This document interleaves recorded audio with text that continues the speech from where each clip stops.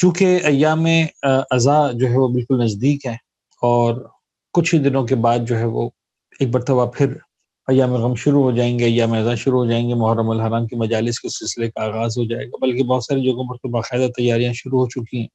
اور جب بھی ایام عزا آتے ہیں ہر سال ایک یہ خیال ضرور جو ہے وہ اس پر گفتگو ہوتی ہے، مختلف خطباء، علماء، ذاکرین، اصحاب منبر اس موضوع پر بھی ڈسکس کرتے ہیں کہ فلسفہ عزا کیا ہے، محرم کی عزاداری کیوں، اور اگر بہت ہی ہم جسے کہتے ہیں نا کہ موضوع سے مختص کر کے بات کریں تو کیا یہ صرف ایک رسمی عزاداری ہونی چاہیے کہ ایک رسم ہے جو ہم ہر سال پوری کر دیتے ہیں، اور کیا اس رسم کے علاوہ اس کے اندر اور کچھ نہیں ہے؟ اور سوال پیش کرنے کا یہ انداز ہی اس طرح کا انداز ہے کہ پہلے مرحلے میں ہر سوال سننے والا وہ پیچھے ہٹ جاتا ہے اور کہتا ہے کہ نہیں، یہ تو نہیں ہو سکتا کہ جو ہے وہ ایام عزا صرف اس لیے ہو کہ ہم ایک عزاداری کی رسم کو پورا کریں اور بات ختم ہو جائے، بلکہ اس کا کوئی نہ کوئی مقصد ہونا چاہیے، کوئی نہ کوئی اس کا ہدف ہونا چاہیے، کوئی نہ کوئی ایسا پوائنٹ ہونا چاہیے کہ جس مقصد کے حصول کی خاطر ہم اس رسم عزا کو بپا کرتے ہیں۔ عزیزان، ایک بہت چھوٹا طالب علم ہونے کے ناطے ان دسیوں سالوں کے مباحثات، مطالعات اور خاص طور پر علماء کرام کے ساتھ مذاکرات اور مباحثات، جن نتائج پر ہم پہنچے ہیں اس میں میں چاہ رہا ہوں کہ جتنا کھل کر سوال کیا ہے اتنا ہی کھل کر جواب دیا جائے کہ یہ جو سوال پوچھنے کا انداز ہے کہ کیا یہ ایام عزا صرف رسم عزا کے لیے ہے؟ جواب یہ کہ ہاں، یہ ایام عزا صرف رسم عزا کے لیے۔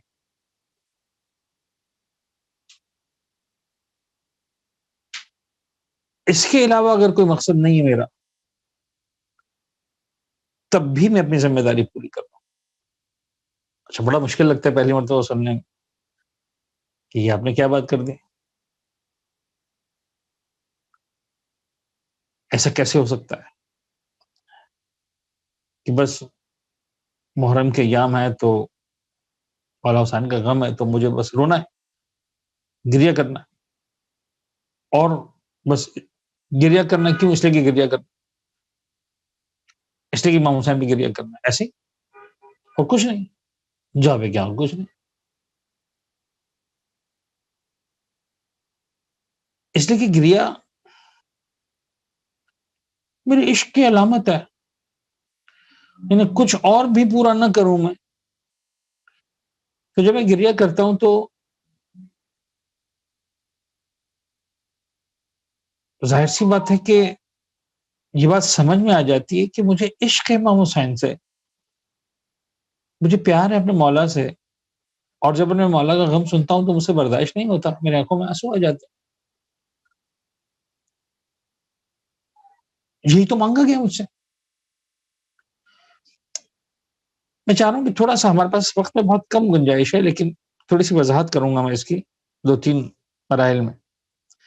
سب سے پہلے اس آیت کو دیکھیں، سورہ شورى کی، ظاہر سی بات ہے طلاب کرام کے آیات حفظ ہیں۔ قل لا اسألكم عليه اجرا الا المودة في القربى۔ اکثر میں سمجھاتا ہوں، کبھی اس آیت کے محتوا پہ غور کریں۔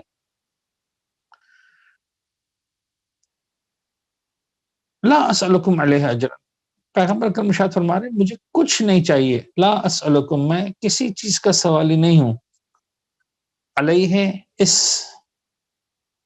امر تبلیغ رسالت الہیہ کے جو سلسلے میں نے تکالیف برداشت کی۔ اچھا، کتنی تکالیف برداشت کی ہے پیغمبر کرم؟ یہ خود ایک مجلس ہے۔ پہلے دن سے لے کر 13 سال بعثت کے جو پیغمبر اکرم نے مکہ مکرمہ میں گزارے، آپ کیا سمجھتے ہیں کم تکالیف ہیں؟ بے تحاشا تکالیف ہے. کس کس طرح سے پیغمبر اکرم کو اذیت نہیں دی گئی، سر سے پیر تک لہو لہان نہیں کر دیا گیا، پیغمبر کے راستے میں کس کس طرح سے کانٹے نہیں بچھائے گئے،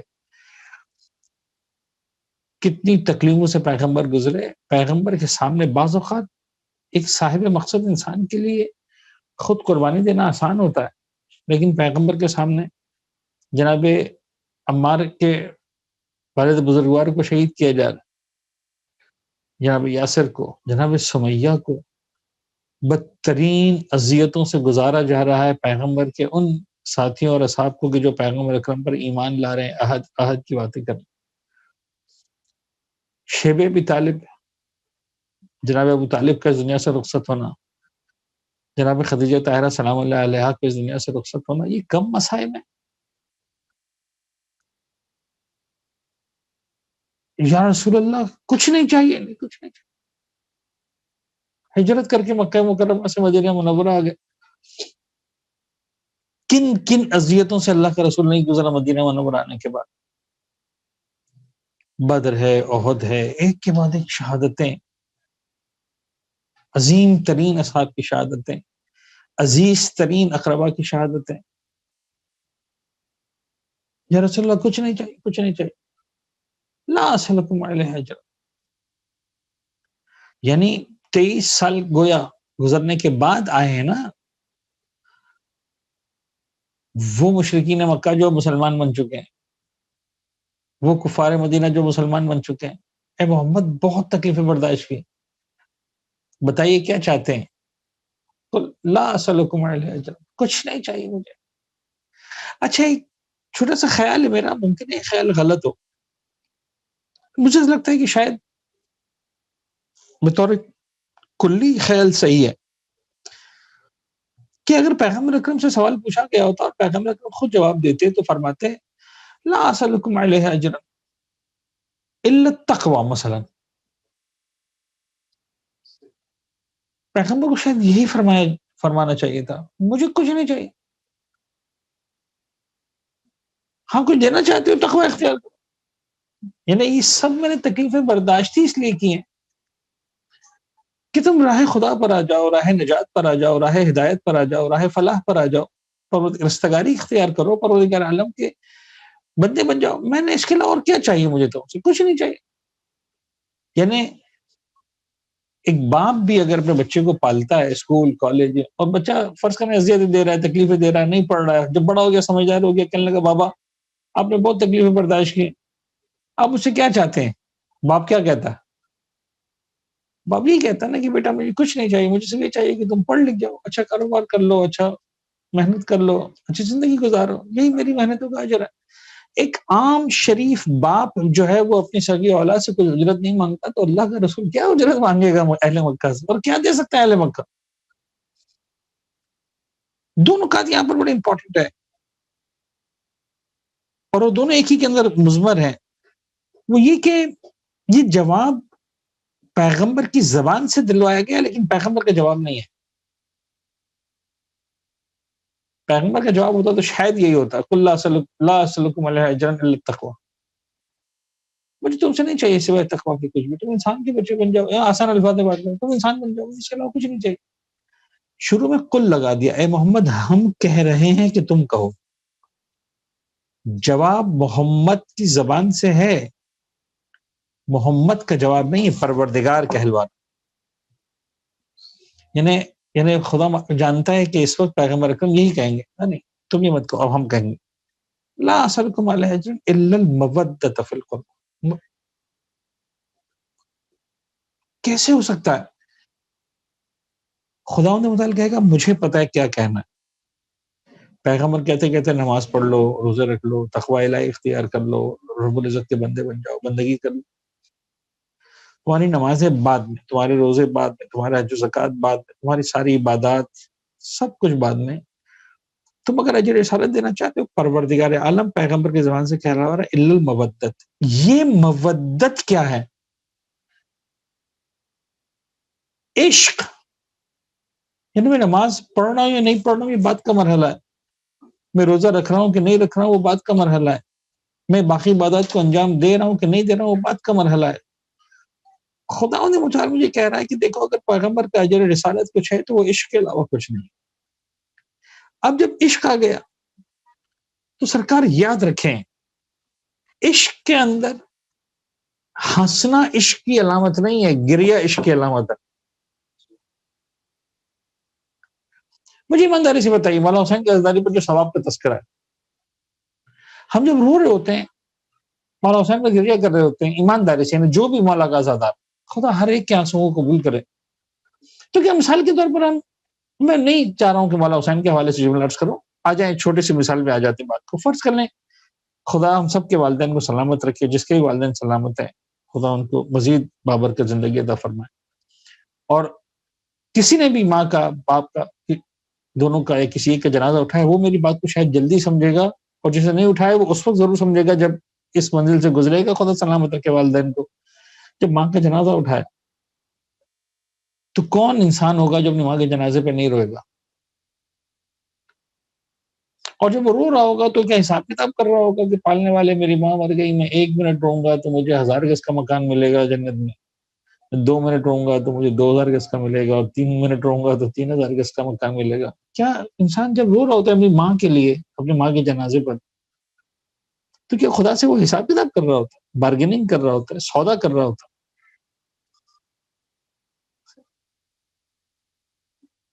کوئی بھی انسان آپ کو آ کے روک دے، یار تم کیوں رو رہے ہو، کہ تمہارا رونا بے مقصد ہے، اس رونے کا مقصد کیا ہے؟ آج تک میرے خیال میں شیعہ تو شیعہ دنیا کے کسی بھی مسلک و مذہب و طریقے میں شاید نان مسلم سے بھی شاید نہیں پوچھا گیا ہوگا، اگر وہ اپنی ماں کے جنازے پر بیٹھا ہے، اپنے باپ کے جنازے پر بیٹھا ہے اور اس کی آنکھوں سے آنسو نکل رہے ہیں، تو اس کو نہیں پوچھا جائے گا کہ تم رو کیوں رہے ہو، تمہارے رونے کا مقصد کیا ہے، اور اگر تم رو رہے ہو تو تمہارا رونا عبث ہے۔ اس وقت جو میں رو رہا ہوں اس کا مقصد کچھ ہو نہ ہو، میری آنکھ سے نکلے ہوئے آنسو اس بات کا ثبوت ہے کہ جنازہ جو سامنے پڑا ہے مجھے اس سے پیار ہے، مجھے اس سے عشق ہے، میں اس کے فراق کو برداشت نہیں کر پا رہا ہوں، اور جب میں فراق کو برداشت نہیں کر پا رہا ہوں تو بے اختیار میری آنکھوں سے آنسو رہا ہوں۔ خاص طور پر جس کا جنازہ میرے سامنے رکھا ہے، اگر مجھے یہ نظر آ رہا ہے کہ اس پر بے تحاشا ظلم کیا گیا ہے، میرا عزیز ترین شخص، میری عزیز ترین ہستی، اور بے اختیار میری آنکھوں میں آنسو ہیں، اور ہم سے کہیں کہ صاحب تم رو رہے ہو، کیوں رو رہے ہو؟ شاید جواب یہ ہوگا کہ نہ رونا میرے بس میں نہیں ہے، میرے اختیار پہ نہیں ہے کہ میں اس مقام پر نہ روں۔ میرا عشق اس بات کا تقاضا کرتا ہے، میری انسانیت اس بات کی تقاضا کرتی ہے۔ لہٰذا آپ دیکھیں کہ ائمہ تحریم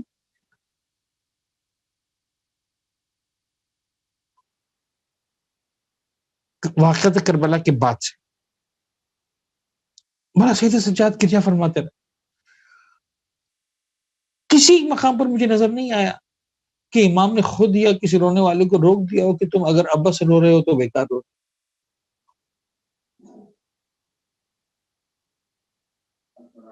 صرف اپنے بابا کو یاد کیا، صرف کربلا کو یاد کیا۔ یہ اذان ہو جائے اس کے بعد اللہم صلی علی محمد۔ تو میں عرض کر رہا تھا کہ ائمہ تحریم کی زندگیوں کو اٹھا کر دیکھیں، مولانا سید سجاد ہیں، امام باقر ہیں، امام صادق ہیں، انہوں نے علی الاطلاق کوئی قید و قیود نہیں لگائی ہیں، خالصتاً عزاداری کی بات، من بکاؤ اب کاؤ تباہ کرے گا حسین وجبت ختم ہو گئی بات، حسین پر رو، حسین کو یاد کرو، حسین کو سلام کرو، حسین کی زیارت کرو، حسین کا تذکرہ کرو۔ آج یہ رسم عزائی، آج مجلس عزا جو منعقد ہوتی ہے، یہ ایک طالب علم ہونے کے ناطے بہت اچھا ہے کہ ذکر مصائب سے پہلے آدھا گھنٹہ پونا گھنٹہ مواعظ پر بات کی جاتی ہے، تاریخ پر بات کی جاتی ہے، تفسیر پر بات کی جاتی ہے، عقائد پر بات کی جاتی ہے، تربیت پر بات کی جاتی ہے. ان تمام موضوعات پر بات کرتے ہیں علماء نا، ذاکرین کوئی بھی بات کرتا ہے. ائمہ کے دور میں جا کر دیکھیں مجالس امام حسین میں کیا ہوتا تھا. ائمہ کے دور میں مجالس امام حسین میں صرف مصائب پڑے جاتے اور کچھ نہیں.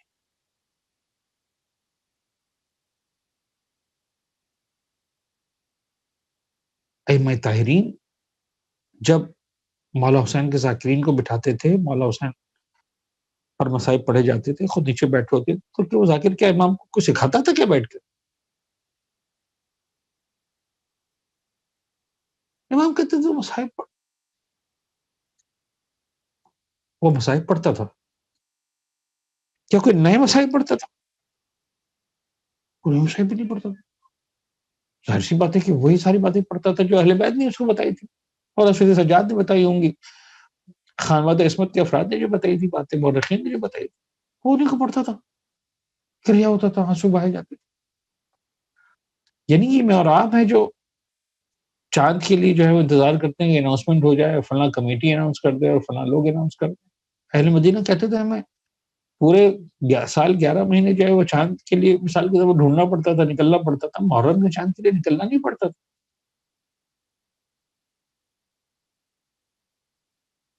جیسے محرم کا مہینہ آتا تھا، سید امام صادق کے گھر سے گریے کی اتنی آواز بلند ہوتی تھی،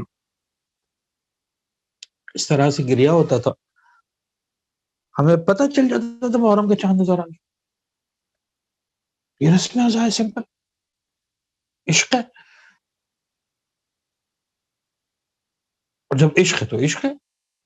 پھر اسے کیا فرق پڑتا ہے کہ گرمیوں کے موسم میں ایام ازا آ رہے ہیں یا سردیوں کے موسم میں ایام ازا آ رہے ہیں یا بارش کے موسم میں ایام ازا آ رہے ہیں یا بہار کے موسم میں. کوئی سا بھی موسم میں ازا ازا ہے مولا حسین کی. یہ بات سمجھنا ضروری ہے کہ لفظ رسم کہنے کے بعد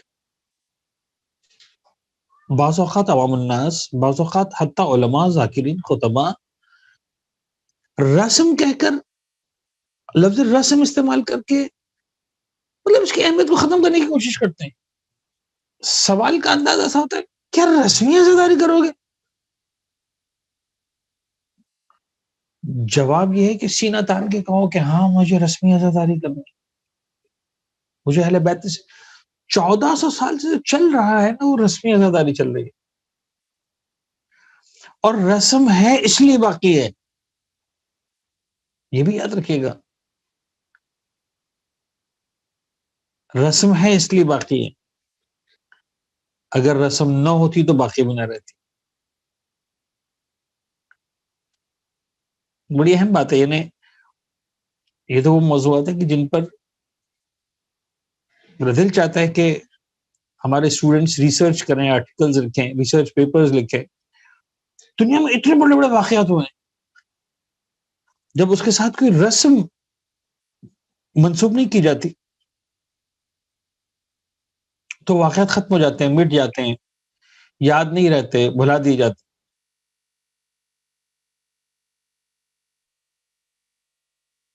ابھی چند سال پہلے 9/11 کا ایک واقعہ ہوا. کوئی رسم منسوب نہیں کی گئی اس سے، کوئی رسم منسلک نہیں کی گئی اس سے. نتیجہ یہ ہوا کہ آج سپٹمبر کا مہینہ گزر جاتا ہے، کسی کو یاد بھی نہیں ہوتا. اب اتنا بڑا واقعہ جس نے پوری دنیا کی سیاست کو تبدیل کر کے رکھ دیا، دنیا کے پورے مزاج کو تبدیل کر کے رکھ دیا، اتنا زیادہ امپیکٹ. صحیح غلط کی بات نہیں کر رہا، کون مجرم کون مجرم نہیں، اس کی بات نہیں کر رہا، کلی بات کر رہا. کوئی رسم نہیں تھی، بھول کے لو. حسین بن علی کی عزت کیوں نہیں بھولے؟ اس لیے کہ رسم گریا کی بنیاد رکھی تھی زینب کبریٰ نے. مجھے ایک روایت بتائیے نا کہ شام کے زندان میں رہائی سے پہلے شہزادی زینب نے کہا کہ ہم رہائی قبول نہیں کریں گے جب تک یہ فیصلہ نہ ہو کہ حق پہ کون تھا، باطل پہ کون تھا.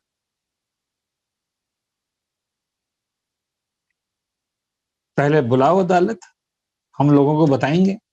حسین نے کس لیے جان دی؟ نہ کچھ نہیں. یزید ہماری ایک ہی شرط ہے، حسین کو رو نہیں سکتے. مجھے بتائیے آج تک کسی عالم نے، کسی ذاکر نے، کسی خطیب نے اس کے علاوہ کچھ بات کی ہے کہ شہزادے نے اس کے علاوہ کچھ مانگا؟ مولانا سید سجاد نے اس کے علاوہ کچھ مانگا؟ گریہ کرنا. اچھا گریہ کرنا کیسی چیز ہے؟ اب میں یہ عرض کر دوں آپ کی خدمت میں البتہ کہ یہ اہل بیت اطہار کی یہ جو تدبیر ہے، یا بہت ہی بڑے معنی میں اگر میں لفظ استعمال کروں کہ جو اہل بیت اطہار کی سیاست ہے، اس کے بے شمار مقاصد ہوں گے جو حاصل ہوں گے اہل بیت کو اور ہم کو. میں سے انکار نہیں کرتا. اور جب گریہ کرنے بیٹھتا تو 50 لوگ آگے سوال کرتے ہیں رو کیوں رہے ہو؟ تو آج دنیا کے آلموسٹ کونے کونے میں مولا حسین کا نام، مولا حسین کا غم، مولا حسین کی رسم ازا پہنچی. اچھا کسی کو نقصان بھی نہیں، ہم اپنا روتے ہیں، اپنا سینہ پیٹتے ہیں، اپنا ماتمداری کرتے ہیں، اپنا جو ہے وہ عزاداری کرتے ہیں. کیا کر رہے ہو؟ 1400 سال پہلے پیغمبر کا نواسا فاطمہ کا لال بے جرم ختم مارا گیا تھا، اس کو یاد کر کے روتے ہیں. ختم ہو گئی بات، اور کچھ نہیں کرنا، کسی کو ضرر بھی نہیں، روتے رہو. اس کے فائدے میں ایک ایگزامپل دیا کرتا ہوں، میں اسی ایگزامپل آ جاؤں جلدی سے اس لیے کہ، لیکن اس ایگزامپل سے پہلے ایک بات اور عرض کروں کہ مولا حسین کے بعد تو رسم گریہ ہیں. سب سے بڑا کمال حسین ابن علی کی عزاداری کا یہ ہے کہ حسین ابن علی کی شہادت سے پہلے بھی رسم گریہ. وہاں کون سا مقصد؟ ابھی تو حسین پیدا نہیں ہوئے، ابھی تو حسین شہید نہیں ہوئے، ابھی تو کوئی معرکہ نہیں ہوا قباتل کا. اب آپ کامل الزیارات کی ان روایات کو دیکھیں، دوسری کتابوں کی ان روایت کو دیکھیں. جناب آدم کو گریہ کہوایا گیا. جناب آدم، دنیا میں ٹوٹل 4 آدمی ہیں، آدم اور ہوا، حابیل اور قابل. کون سا حق، کون سا باطل، کون سی جناب علی جو ہے وہ سیاست سے دنیا. آدم تمہیں گریہ کرنا ہے. حسین ابن علی پر گریہ اتنی بڑی سعادت ہے کہ آدم میں خدا ہو کر تمہیں حسین پر گریہ کی سعادت سے محروم نہیں کر سکتا. جناب نوح نے گریہ کرنا ہے، جناب ابراہیم نے گریہ کرنا ہے، انبیاء کرام نے گریہ کرنا ہے. مولا حسین کی ولادت ہے. شیعہ سنی نے لکھی ہے روایت، پیغمبر کی آغوش میں جب شہزادی ماں فاطمہ زہرا اپنے بچے کو پیش کرتی ہیں، حسین کو گود میں لیتے ہیں، پیغمبر اکرم گریہ فرماتے ہیں. بابا آپ کو خوشی نہیں ہوئی؟ کہا نہیں بیٹے، مجھے ابھی جبریل نے بتایا تیرا ہلال کربلا کے میدان میں 3 دن کا بھوکا پیاسا مارا جائے گا. ابھی سے گریہ کرے نانا جان یا رسول اللہ، ابھی تو حسین شہید نہیں ہوئے، ابھی تو ولادت ہوئی، کون سا موقع؟ حسین کی رسم گریہ شہادت سے پہلے بھی ہے. یہ اہم ترین نقطہ ہے اس بات کو سمجھانے کے لیے کہ حسین ابن علی کے لیے گریہ بما ہوا گریہ مقصود ہے. قطعاً اس کا مطلب یہ نہیں ہے کہ اس کی وجہ سے کوئی نتائج حاصل نہیں ہوں گے، فوائد حاصل نہیں ہوں گے. یقیناً فائدے حاصل ہوں گے. یہ وہی والی بات ہے جو میں نے بار آپ سے عرض کی. ماں کے میت پہ اگر میں رو رہا ہوں تو میں تو اپنی عقیدت کا اظہار کر رہا ہوں، اپنے عشق کا اظہار کر رہا ہوں. پروردگار کو یہ انداز اگر پسند ہوگا کہ انسان اپنی ماں سے پیار کرے، محبت کرے، تو خدا مجھے اس کا اجر بھی دے گا. میں جو رو رہا ہوں ماں کے جنازے پر، وہ اجر کے لیے نہیں رو رہا ہوں، میں دیانت داری کے ساتھ اپنے عشق کے اظہار کے لیے رو رہا ہوں. اور دنیا کا کوئی بھی انسان اگر ان ماں باپ کے جنازے پہ رو رہا ہے تو وہ اپنے عشق کے اظہار کے لیے رو رہا ہے. لوگ خود ہی سمجھتے رہیں گے اس کو اپنی ماں سے بڑا پیار تھا، اس کو اپنے بابا سے بڑا پیار تھا، یہ بڑا اٹیچ تھا اپنی ماں سے، بڑا جو ہے وہ ان کی آپس میں قربت تھی، محبت تھی. جو بھی دنیا سمجھتی رہے، جو بھی سمجھ، میں اپنے عشق کے اظہار کے لیے. میں ایک مثال دیا کرتا ہوں بچوں کو سمجھانے کے لیے. آپ تو خیر بزرگان ہیں، اکثر میں نے مثال دیا. میں چاہ رہا ہوں کہ اس مثال کو، اس کی ساری بہت ساری، کہتے ہیں نا مثال میں مناقشہ نہیں ہوتا، لیکن بہت ساری حد تک مناقشہ ملے گا. اپنا یعنی گنجائش ہے، آپ اس کے اندر آگے تک جا کے سوچیں. مثلاً اکثر میں نے اپنے طلاب کے سامنے یا مجالس میں مومنین کے سامنے کہا کہ بھئی آپ کو سب سے زیادہ پسندیدہ پھل کون سا؟ تو پاکستان میں جو ہے وہ 90%، 95% لوگ کہتے ہیں کہ جو پسندیدہ ترین پھل ہے وہ آم. صحیح؟ کیوں پسند ہے آپ کو؟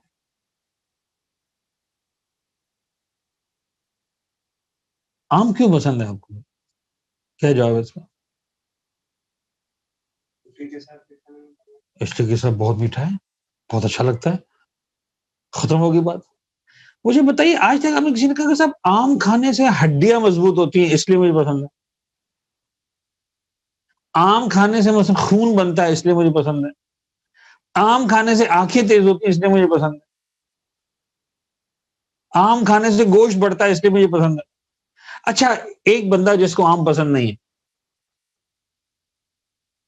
بہت سے لوگ ہیں نا، 1%، 2%، 5% جو نہیں کھاتے، ان کے آپ سامنے جتنے قصیدے پڑھنے پڑے، سب آم کھاؤ گے تو تمہارا خون صاف ہو جائے گا، اور آم کھاؤ گے تو تمہاری ہڈیاں مضبوط ہو جائیں گی، اور آم کھاؤ گے تو تمہارے مثلا جو ہے وہ بدن سے یہ بیماریاں دور ہو جائیں گی، اور آم کھاؤ گے تو وہ کھا لے گا. وہ کہ صاحب ہڈیاں مضبوط کرنے کے لیے میں دودھ پی لوں گا، پتہ نہیں گوشت بڑھانے کے لیے میں فلاں چیز کھا لوں گا، آنکھوں کے لیے میں فلاں چیز کر لوں گا، مجھے آم نہیں کھانا. اچھا، یہ جواب کبھی غور کیجئے گا کہ آم پسند ہے اس لیے کہ مجھے پسند ہے میٹھا ہے، بہت اچھا پھل ہے، ذائقہ بہت پسند ہے اس کا. ایسا ہی 2 سال کا بچہ بھی یہی جواب دیتا ہے، 80 سال کا بوڑھا بھی یہی جواب دیتا ہے. اور یہ دونوں سے جواب قابل قبول ہے.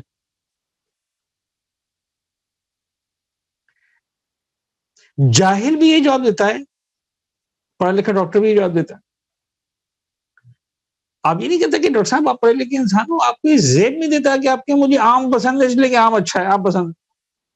آپ ڈاکٹر ہیں، پڑھے لکھے ہیں، تو آپ کا جواب کچھ اور ہونا چاہیے. اس کے اندر وائٹامنز ہیں، اس کے اندر پتہ نہیں یہ ہے، اس کے اندر پاپا مجھے پسند ہے. تو جب بندہ کھا رہا ہوتا ہے آم، تو وہ اسی لیے کھا رہا ہوتا ہے، اس کو پسند ہے، زبردست طریقے سے کھایا جا رہا ہے. ایسا ہی. اچھا، وہ صرف اور صرف اس لیے کھا رہا ہے کہ اس کو پسند ہے. تو کیا پروردگار اس کے نتائج سے اس کھانے والے کو محروم کر دیتا ہے؟ کہ بھئی بندے دیکھ فلاں آدمی نے کھایا تھا اس لیے کہ اس کو پتا تھا کہ جب وہ آم کھائے گا تو اس کا خون صاف ہوگا، اس کی ہڈیاں مضبوط ہوں گی، اس کی آنکھیں تیز ہوں گی، لہٰذا اس کو تو سارے فائدے ملیں گے. تو نے تو اس چکر میں کھایا ہی نہیں، تو نے تو اس لیے کھایا کہ تجھے پسند ہے، لہٰذا تیری نہ ہڈیاں مضبوط ہوں گی، نہ تیرا خون صاف ہوگا، تجھے کوئی فائدہ نہیں ملے گا، تجھے صرف زبان کا ذائقہ ملے گا، مٹھاس ملے گی. ایسا ایسا نہیں. جس کو پتا ہے آم کے کیا فائدے ہیں، خدا اس کو بھی فائدہ دیتا ہے. جس کو نہیں پتا آم کے کیا فائدے، خدا اس کو بھی فائدہ. مجھے آم اس لیے پسند ہے کہ مجھے پسند ہے، ذائقہ پسند، ختم ہوگی بابا. اس کے لیے کسی خاندان میں پیدا ہونا ضروری نہیں ہے، اس کے لیے کسی خاص زمانے میں پیدا ہونا ضروری نہیں ہے. اس کے لیے وہ ذائقہ ہونا چاہیے. اگر وہ ہے زبان میں ذائقہ تو آم پسند آئے گا، نہیں ہے تو پسند نہیں آئے گا. میں چاہے کسی خاندان میں پیدا ہوں، چاہے کسی رنگ و نسل میں پیدا ہوں، کسی علاقے میں پیدا ہوں. حسین بن علی کے لیے بھی ایسا ہی ہے، جس کے پاس طہارت وجود ہوگی اسے حسین سے عشق ہوگا، چاہے کسی رنگ میں پیدا ہو، کسی نسل میں پیدا ہو، کسی قبیلے میں پیدا ہو. جس کو حسین سمجھ میں نہیں آتا اس کو نہیں آتا، چاہے کسی قبیلے میں پیدا ہو. مجھے اور آپ کو یہ جو ہے نا الا المودۃ فی القربہ، وہ یہاں تک نظر آتی ہے. ماں باپ سے مجھے اور آپ کو محبت ہے، مودت نہیں ہے. اہل بیت اطہار سے ہم کو مودت ہے. فرق کیا ہے؟ فرق یہ ہے کہ اگر کسی کی ماں کا انتقال 20 سال پہلے ہوا ہے نا، تو 20 سال کے بعد وہ چاہے بھی کہ پہلے سال کی طرح رو کے دکھائے جو اس کی ماں کا انتقال ہوا تھا، نہیں رو سکتا، اس کے بس میں ہی نہیں.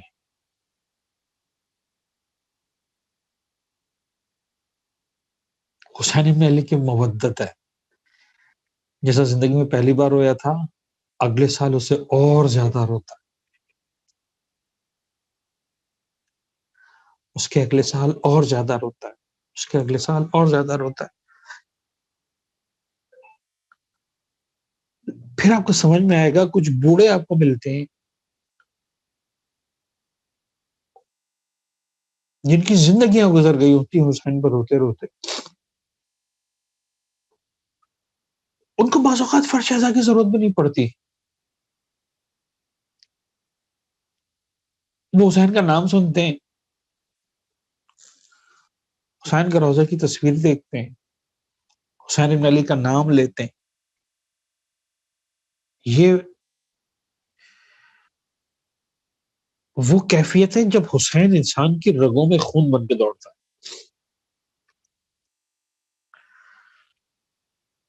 تو سمجھانا صرف یہ ہے کہ قطعاً میری ان ساری باتوں کا مطلب جب میں نے شروع میں کہا کہ ہاں مجھے صرف رسم عزاداری کرنی ہے، تو خدا نہ خاصا اس کا مطلب یہ ہے کہ اس کا فائدہ کوئی نہیں ہوگا. یقیناً اس کے فائدے ہوں گے. اچھا وہ فائدے کیا ہوں گے؟ تمہارے فائدے تم جانو.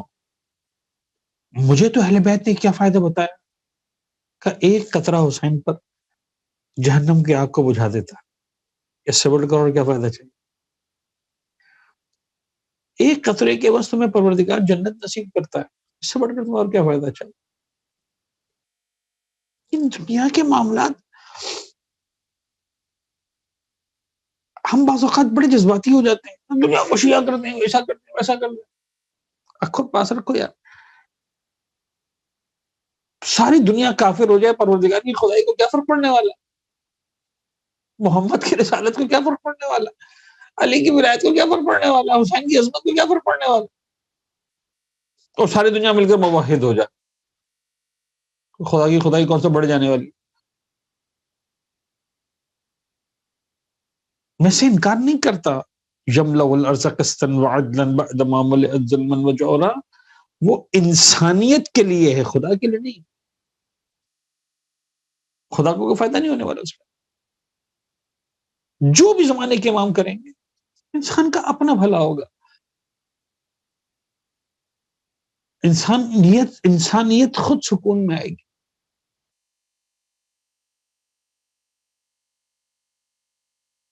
اہل بیت اطہار کا کمال یہ ہے اس کے اندر کہ اس رسم ازا کو رسم ازا بنایا اور باقاعدہ زندہ کیا،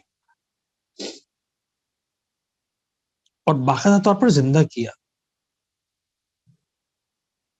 اس رسم کا باقی رہنا ضروری ہے. دیکھیے جب رسم ہوتی ہے نا تو پھر انسان اس رسم کا پابند ہوتا ہے. پھر سے فرق نہیں پڑتا کہ یعنی ہم نے دیکھا مثلا اگر آپ کسی مقصد کی خاطر کوئی کام کر رہے ہیں، تربیت کے کام، ٹریننگ سیشن ہونا، جب پلان کیے جاتے ہیں صاحب ایک مہینے کی ٹریننگ کرنی ہے، کیمپنگ کرنی ہے مثلا جنگل کے اندر، تو جس چیز کی ٹریننگ کرنی ہے اس کے اعتبار سے ایام کا انتخاب کیا جائے گا. ایسا ہی مثلا فرض کریں آپ کو اپنی فوج کی یا اسکاؤٹس کی یا اسٹوڈنٹس کی ٹریننگ کرنی ہے کہ صاحب برف باری میں کیسے گزارا کرنا ہے، تو آپ اس کے لیے جون جولائی کا انتخاب نہیں کریں گے جب برف ہوتی نہیں. آپ کب انتخاب کریں گے؟ برف باری کے ایام. ایسا ہی اگر آپ کو بارشوں کے موسم کی ٹریننگ کروانی ہے تو آپ کون سا ایام کا انتخاب کریں گے؟ بارشوں کے ایام.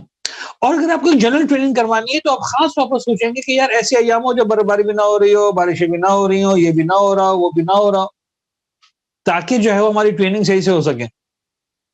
اچھا کچھ آگے پیچھے ہوا، آپ کہیں گے صاحب 10 دن بعد ہوں گے یہ پروگرام، اس پر تو 10 دن جلدی کر رہے ہیں، اس پر تو 20 دن بعد کریں گے، اس پر تو 1 مہینے کے بعد کریں گے. ایسا ہی ہوتا ہے. آج تک کبھی ایسا ہوا کہ حسین کی عزاداری کو آپ نے کہا کہ صاحب اس پر تو بارش بہت ہو رہی ہے، عاشور کے دنوں میں تو 4 دن بعد کریں گے عاشور؟ سگی ماں کی برسی میں انسان کرتا ہے یہ کام. اب جو گزرے ان مراحل سے وہ سمجھیں گے میری بات. سگے باپ کی برسی میں ایسا کام کرتا ہے انسان کہ یار بابا کی برسی آ رہی ہے لیکن بچوں کے امتحانات بھی ہو رہے ہیں، تو یہ 2-3 دن گزر جائیں تو پھر جو اتوار ہوگا اس دن بابا کی برسی کریں گے. سگی اولاد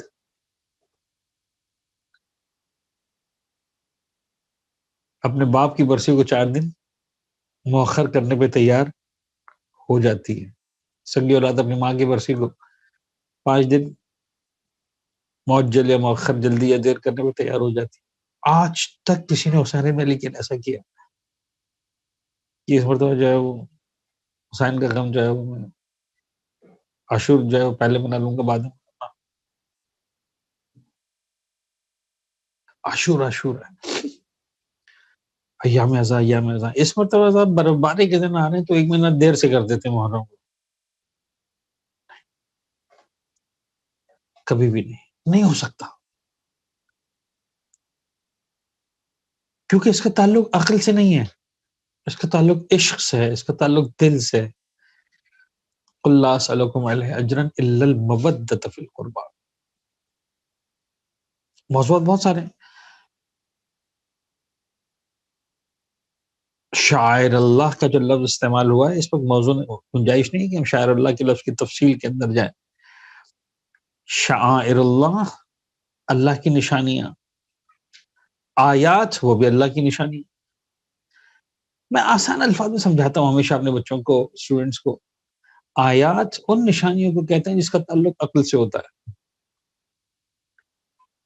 شعائر ان نشانیوں کو کہتے ہیں جس کا تعلق دل سے ہوتا ہے۔ ماؤنٹ ایوریسٹ کو دیکھیں، K2 کو دیکھیں، اس کا تعلق عقل سے، اتنا عظیم پہاڑ، اس پہاڑی کا تذکرہ ہوگا، کہا جائے گا فی آیات، صفا اور مروہ کا تذکرہ ہوگا، اتنی چھوٹی چھوٹی ٹیلیں، ایسے ہزاروں ٹیلیں پوری دنیا کے اندر بکھرے ہوئے، چھوٹی سی پہاڑی میں کیا کو پہاڑی بھی نہیں، جنہوں نے دیکھا وہ سمجھیں گے، پہاڑی بھی نہیں صحیح طرح سے۔ ان الصفا والمروہ من آیات اللہ، نہیں، ان الصفا والمروہ من شعائر اللہ۔ اس صفا اور مروہ کو دیکھ کر کس کو خدا یاد آئے گا؟ جس کا تعلق دل سے ہوگا۔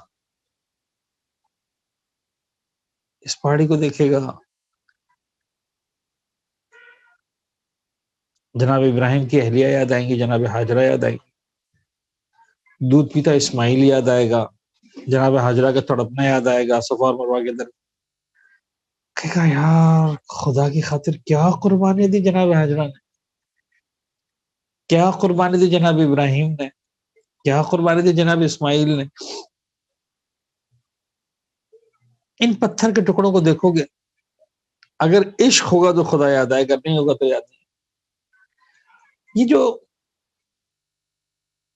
حمز الجنہ دیکھتے ہیں، علم دیکھتے ہیں، شبیہیں دیکھتے ہیں، تبرکات دیکھتے ہیں، ہمیں حسین ملی یاد آتے ہیں، اس کا تعلق عقل سے نہیں، اس کا تعلق عشق سے، دل سے۔ یہ ساری چیزیں ہم دیکھتے ہیں، ہمیں کربلا یاد آتی ہے۔ کسی شبی کو دیکھ کر ہمیں 18 سال کا کلیل جوان یاد آتا ہے، کسی شبی کو دیکھ کر ہمیں حسن کا قاسم یاد آتا ہے، کسی شبی کو دیکھ کر ہمیں 6 مہینے کا بچہ یاد آتا ہے، کسی شبی کو دیکھ کر ہمیں علمدار یاد آتا ہے۔ ہم فاطمہ زہرا کے گھرانے کے بچوں کا ماتم کرتے ہیں، گریہ کرتے ہیں۔ خدا سے دعا ہے کہ اہل بیت اطہار نے جتنی دیانت داری کے ساتھ، سچائی کے ساتھ، جتنی ایمانداری کے ساتھ، جتنی خلوص کے ساتھ، جتنی سادگی کے ساتھ یہ رسم ازا بپا کی، اور یہ رسم ازا اپنے اصحاب تک، نسلوں تک، دنیا کے کونے کونے تک پہنچانے میں اپنا کردار ادا کیا، خدا اس رسم ازا کو اسی دیانت داری کے ساتھ، اسی سادگی کے ساتھ، اسی خلوص کے ساتھ، اسی سچائی کے ساتھ پوری دنیا میں پہنچانے کی ہم سب کو توفیق عنایت فرمائے انشاءاللہ۔ یہ مؤسسہ جو دام درم سخن ہے، کسی انداز سے خدمت کر رہا ہے، اور وہ تمام افراد جو اس ادارے سے منسلک ہیں، جس انداز سے بھی شریک ہیں، خدا سب کی توفیقات میں اضافہ فرمائے، مولا حسین کے عزاداروں میں ہم سب کا نام شامل کرے، جب تک زندہ رہیں ہم اسی عشق کے ساتھ، اسی